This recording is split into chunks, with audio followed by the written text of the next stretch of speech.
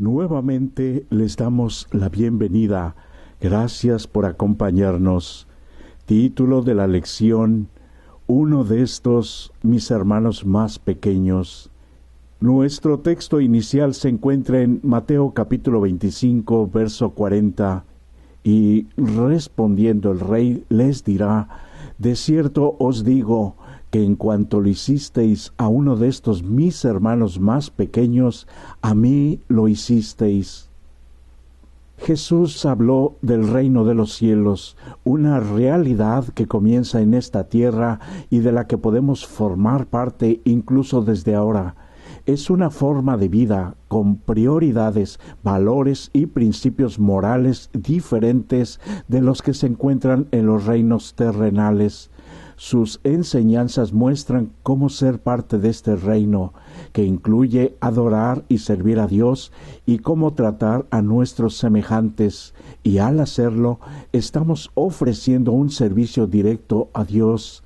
Jesús pone en práctica sus enseñanzas como ejemplo vivo para nosotros, preocupándose por los demás y por los que sufrían y estaban perdidos.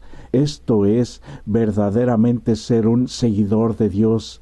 Actuemos con justicia, bondad y misericordia, así como Jesús lo hizo mientras caminó por esta tierra.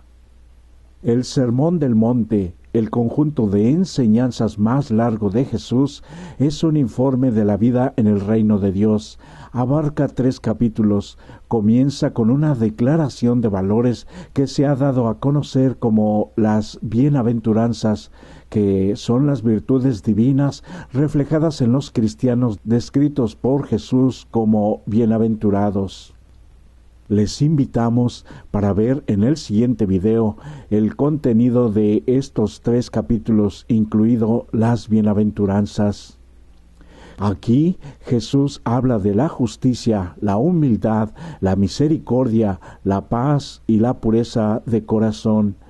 Más que saberlas, debemos practicarlas en nuestra vida. Jesús dijo: así alumbre vuestra luz delante de los hombres, para que vean vuestras buenas obras y glorifiquen a vuestro Padre que está en los cielos. Somos como la sal y la luz que este mundo necesita con urgencia, y estos símbolos nos indican la responsabilidad de influir para mejorar la vida de quienes nos rodean. En la época de Jesús, la mayoría era gente común, viviendo bajo el tirano imperio romano. Tenían pocas posibilidades, vivían agobiados por la tradición religiosa. Atacados violentamente por sus superiores, muchos perdían sus propiedades ante los prestamistas. Con frecuencia, los soldados romanos los obligaban a hacer trabajos forzados.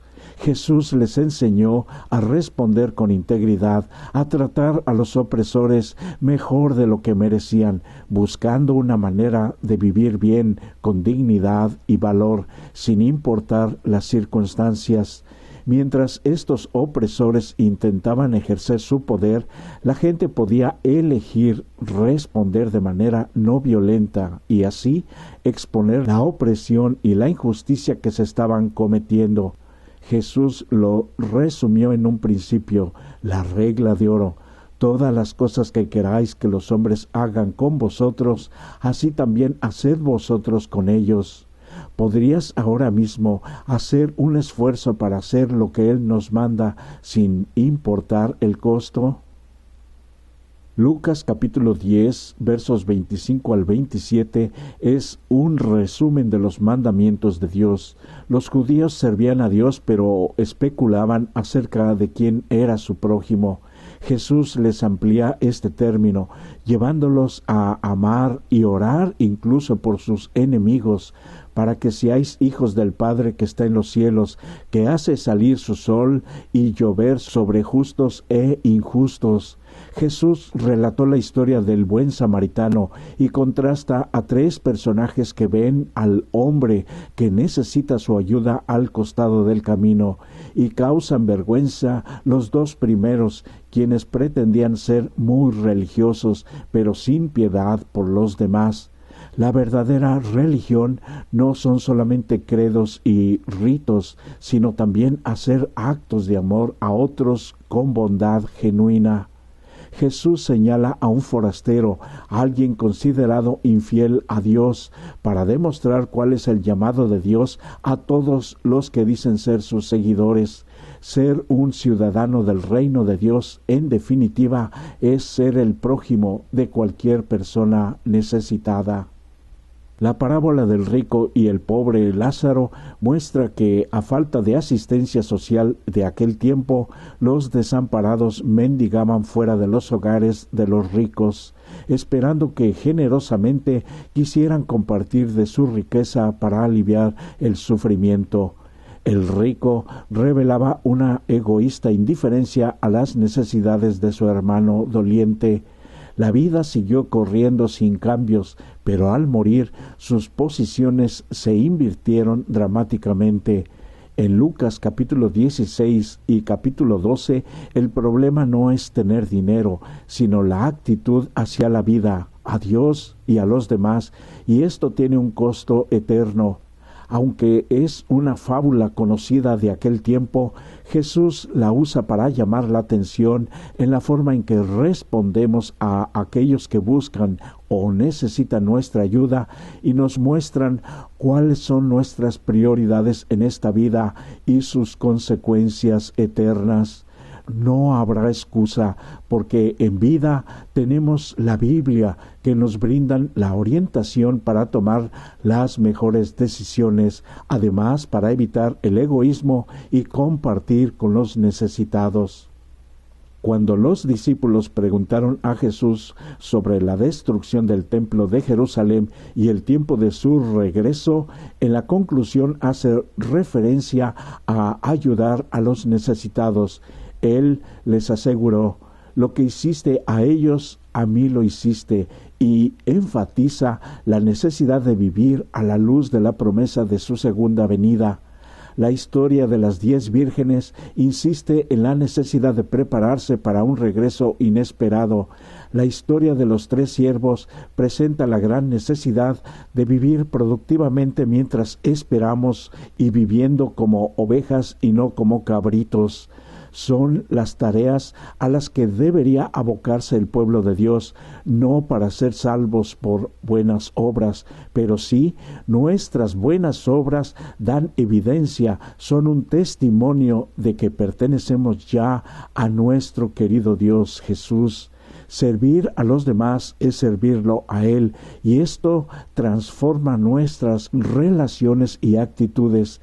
¿Te imaginas invitar a Jesús a comer o ayudarlo en algo?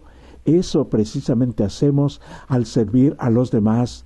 Jesús se hizo como uno de nosotros para transformarnos al practicar la piedad y recuperar la imagen divina que el egoísmo nos robó.